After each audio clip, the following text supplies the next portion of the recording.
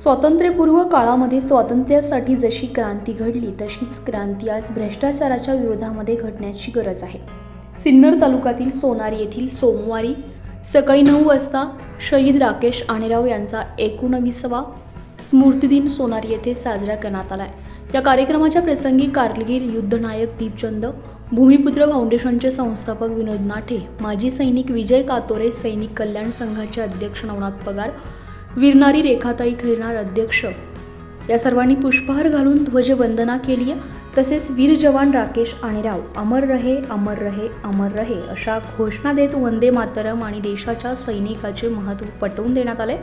तसेच आजी माजी सैनिक उपस्थित राहून राकेश आणि राव यांचे 19व्या स्मृतिदिनाचं ग्रामस्थ आणि मुलांना सैनिकांचं महत्त्व पटवून देण्यात आलंय। या कार्यक्रमासाठी सदर सोनेरी ग्रामस्थ आणि युवा नेते उदयभाऊ सांगळे, हरिभाऊ तांबे, डॉक्टर सुजय गोरे, दीप्तीताई बाचे, संभाजी गायकवाड, PI अनिल सरोवर, सोनारी ग्रामपंचायतचे कर्मचारी आणि सरपंच तसेच राकेश आणि राव यांचे 2 बंधू आईवडील उपस्थित होते।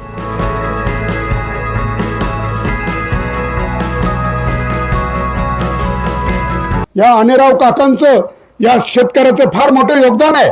2 मुलं सैन्यात, एकाला शेतकरी बनवलं, एक शहीद झाला, दुसरा सेवानिवृत्त झाला आणि परत आता पोलीस दलामध्ये आहे सुदेश आणेराव सर।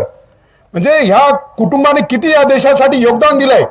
परंतु आपण बघतो इंग्रजांपासून फक्त आपल्याला स्वातंत्र्य मिळालं, परंतु या देशामध्ये भ्रष्टाचार, अनिती, जातीय भेद, धर्मभेद यापासून काही देश मुक्त झाला नाही। स्वातंत्र्यपूर्व काळामध्ये जशी चळवळ उभी राहिली तशी चळवळ परत आता या देशामध्ये उभी करण्याची गरज आहे। आणि कोणाच्या विरोधात? इंग्रज तर परकीय होते, पण आता आपण ज्यांच्या विरोधात लढायचे ते कोण आहे? आपलेच स्वकीय, ज्यांना आपण निवडून दिलं। काय करताय ते? पुढारी आणि अधिकारी अभद्र युती करून देशाला लुटू राहिले। भयानक चित्र आहे देशामध्ये। आज एकाने मस्ती केली म्हणे, माणसानेच माणुसकी सस्ती केली म्हणे, सावध व्हा रे गवा बाजरीच्या दाण्यांनो, बुजगावण्यानं पाखरांशी दोस्ती केली म्हणे। आपण शेतामध्ये बुजगावणं कार होतो? आपलं शेत सुरक्षित राहावं आणि ते बुजगावण्यानं जर पाखरांबरोबर दोस्ती केली काय होईल? तसं आपण ज्यांना निवडून दिलं त्या अधिकाऱ्यांना लक्ष ठेवायला तेच शेण खाऊ राहिले, तेच मित्र झाले, एकमेकाच्या हातात हात घातलाय आणि देशाला लुटायचा कार्यक्रम चालू आहे। लाज वाटते ज्यावेळेस 80,000 रुपये 1 लाख रुपये पगार असलेला अधिकारी माझ्या 400-500 रुपये मजुरी कमावणाऱ्या मजुराकडे 1000-500 रुपयाची लाच मागतो, त्यावेळेस सगळ्यात मोठा भिकारी मला हा वाटतो। खरंच आपण लोकशाही जगतोय का? खरंच या देशामध्ये जय जवान जय किसान हे वाक्य पूर्ण होतंय का? शेतकरी जेव्हा न्यायासाठी लढतात तेव्हा रस्ते खोदून ठेवतात, त्यांनी आंदोलन करू नये म्हणून काय काय उपाययोजना केल्या जातात। अरे ह्याच जवानाला, त्या शेतकऱ्याच्या मुलाला, त्या शेतकऱ्याच्या पुढे बंदूक घेऊन उभं केलंय। लाज नाही वाटत? सांगा ना मला, कोणत्या व्यापाऱ्याचा, कोणत्या पुढाऱ्याचा पोरगा सैन्यामध्ये आहे? माझ्या शेतकऱ्याचा पोरगा सैनिक आहे।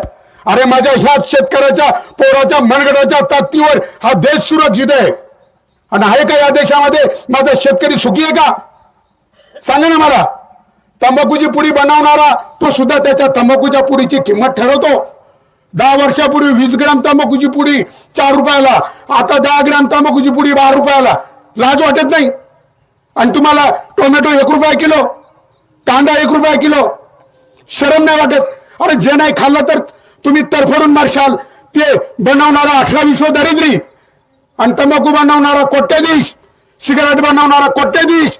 म्हणून मी या माध्यमातून राकेश आणेराव सरांच्या या बलिदानाच्या दिवशी मी शपथ घेतोय आणि सगळ्या तरुणांना आवाहन करतोय की देशप्रेमी, देशासाठी मरायला तयार असणाऱ्या तरुणांनी पुढे या। यापुढे आज आपल्याला परत एकदा स्वातंत्र्यपूर्व काळात जशी क्रांती झाली तशी क्रांती आपल्याला करायची गरज आहे। तो होते काय? एखादा रस्ता होतो ना, लुटला जातो, तुम्हाला काय वाटतं कुठे आपल्या खिशातून गेले? काय घेणे? आणि प्रत्येक जण, कोणी या पक्षाच्या दावणीला, कोणी त्या पक्षाच्या दावणीला, आपल्या डोक्यातले जात, धर्म, पक्ष, संघटना सगळं बाजूला काढा आणि फक्त भारतीय म्हणून एकत्र या। हा देश आपला आहे, हा लुटला जातोय, तो देश आपला आहे, संपत्ती आपली, आपणच लुटला जातोय। म्हणून आता सगळ्यांनी एकत्र या आणि एक वेगळी क्रांती करायची आपल्याला। अरे छत्रपती शिवाजी महाराजांचं स्वराज्य उगाच नाही उभं राहिलं। संत तुकाराम महाराजांनी पायकाचे अभंग तयार केले। मरण रणी लाभ दुनी। अरे जो रणात मरतो ना त्याचा लाभ डबल असतो. स्वराज्यासाठी मरणारी स्पर्धा लागली, स्पर्धा. पन्हाळ्याच्या लढ्यात शिवराय 4 महिने वेड्यात अटकून पडतात, तेव्हा मरायला स्पर्धा लागते. शिवा काशीत म्हणता मी मरतो, दुसरा म्हणतो मी मरतो, अरे तो म्हणतो मला पाठवा, राजे मला पाठवा. अरे अशी देशासाठी मरणारी पिढी तयार झाली पाहिजे रे. पण आमची तरुणाई कुठे आहे? नोकऱ्या नाही. 2 कोटी नोकऱ्या देतो, अरे कुठे नोकऱ्या? आणि आम्हाला त्या जाती जातीत लढून देत्या, धर्मामध्ये लढून देत्या. का तुम्हाला या देशाची फाळणी करायची का? अरे सैनिक जेव्हा सीमेवर असता ते काय कोणा एका धर्माचं नेतृत्व करता, एका जातीचं नेतृत्व करता का?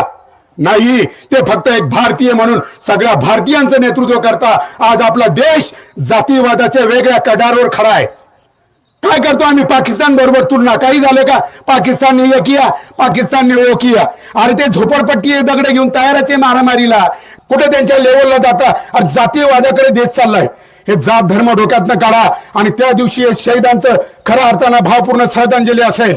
अरे एक वेळ मंदिरे नका बांधू, मंदिरात नका जाऊ, पण गावागावात अशी शहीद स्मारक उभे करा. पण खेद वाटतो ज्या कुटुंबातला मुलगा शहीद झाला त्या कुटुंबाला शहीद स्मारक त्यांच्या जागेत बांधावं लागतं. लाज वाटते, लाज. म्हणून आता सगळ्यांनी जाग व्हा आणि या शहीद स्मारकावर रोज सकाळी येऊन नतमस्तक व्हा. अरे हे नुसते शहीद स्मारक नाही आहे, हे प्रेरणा स्थान आहे.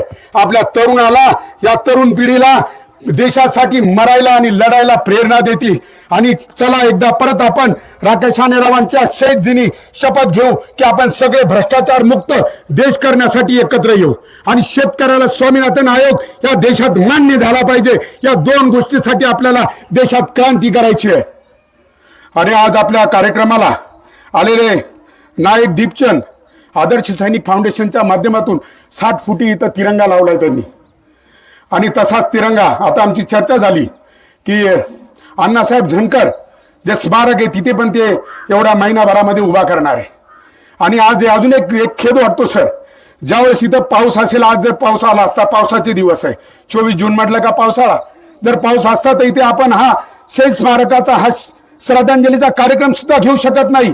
म्हणून मी सर तुमची परवानगी घेऊन इथं एक जाहीर करतो की इथं एक शेड उभं करा आदर्श सैनिक फाउंडेशनच्या वतीनं.